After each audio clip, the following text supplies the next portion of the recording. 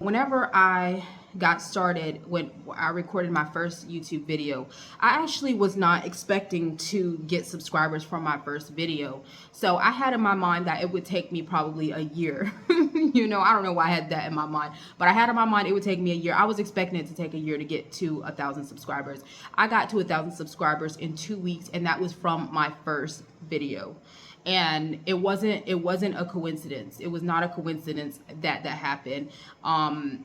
It's actually a strategy. So I remember clearly what I did, and it was the whole mindset about it. So whenever I got started on YouTube, I made basically a promise to myself that I was going to show up and just be me, and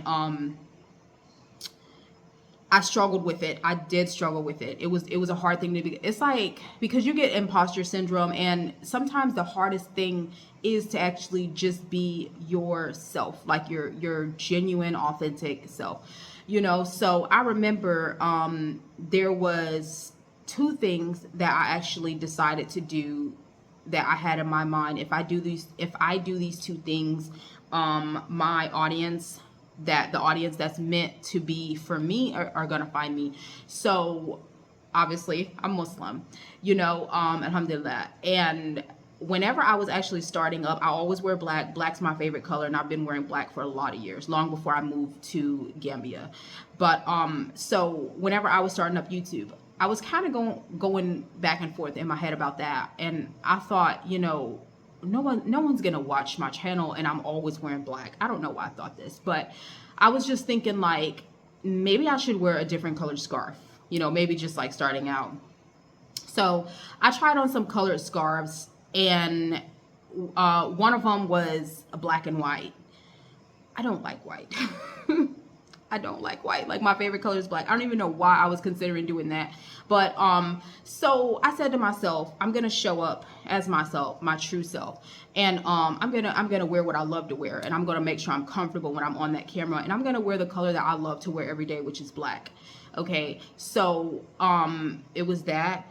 And then that's a part of just being your authentic self. That's one part. And then the other part was, I intentionally mentioned Islam in my first video. I remember I mentioned Islam, and I was talking about, like, my priorities in my life and things that are important to me. And I talked about my health, my mental health, my physical health, my family, and my religion. And I just talked about just problems that Muslims have in America. And I remember, after I did that, I did it intentionally, because I wanted to make sure that it was almost like a facing your fears thing. Like, I had this insecurity about, and of course there's so many Muslim YouTubers, I know this, but even still, I had to get myself past that insecurity of, how am I going to be accepted? I didn't know what kind of subscribers. Alhamdulillah, Allah blessed me with most of my subscribers are Muslim, but I didn't know that when I was first getting started out. I didn't know who was going to be inspired to subscribe to the channel and follow the journey. I didn't know if they were going to be Muslim or not Muslim. But what I did was, I intentionally mention my religion and how it is important to me. And I feel like that was one of the things that led a lot of people to following the channel, because they could feel the passion with me speaking about the things that were important to me. And so I would say, being authentic, sharing your values, and it doesn't have to be related to religion. That just so happened to be myself and my situation. But talking about the things that you're passionate about, talking about the things that you love, and it just, like, people feel energy. People feel energy, and they will, when you have like interests, those people they'll be inclined to you. Besides that, it was actually showing up. So I didn't know how or where or when I was going to get subscribers, but I made the decision that I was going to post one video a week for a year straight, before I worried about subscribers or before I worried about getting any kind of money from YouTube. It was a mindset. And I made the decision to be consistent. So I posted, And it just happened to be that my very first video, I hit 1,000 subscribers.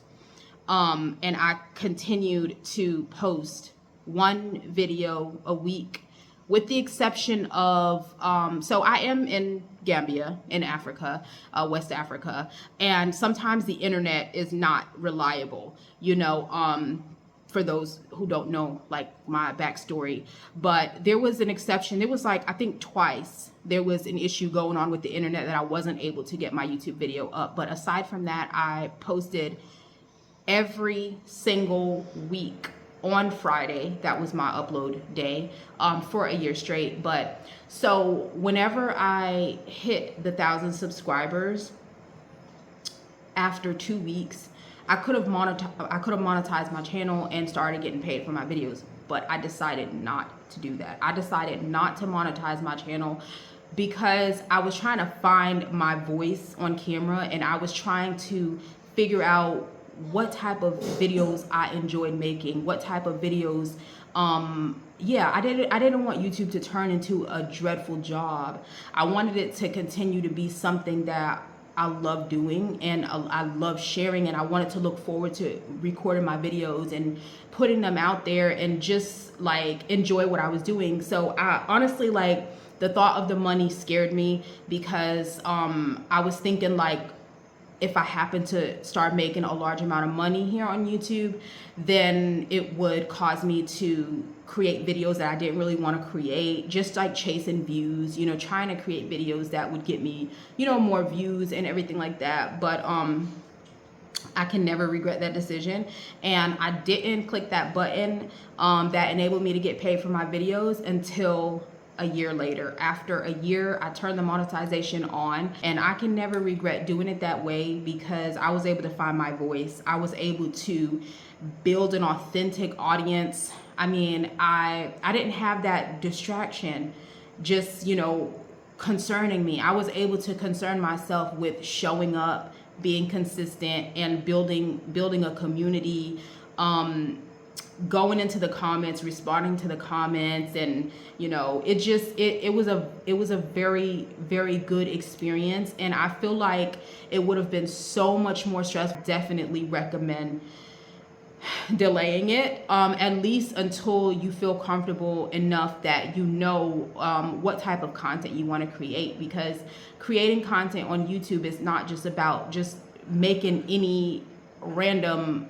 video and just putting it out there, and every time you put it out there you're just uploading something unrelated topics. If you want to be successful on YouTube, you have to choose videos that are similar. You don't always have to talk about the same topic, but you have to choose videos that are somewhat similar, so that you can build an audience, and the people with like interests, that will be your audience.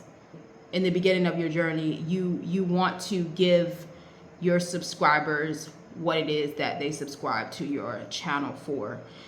So I would say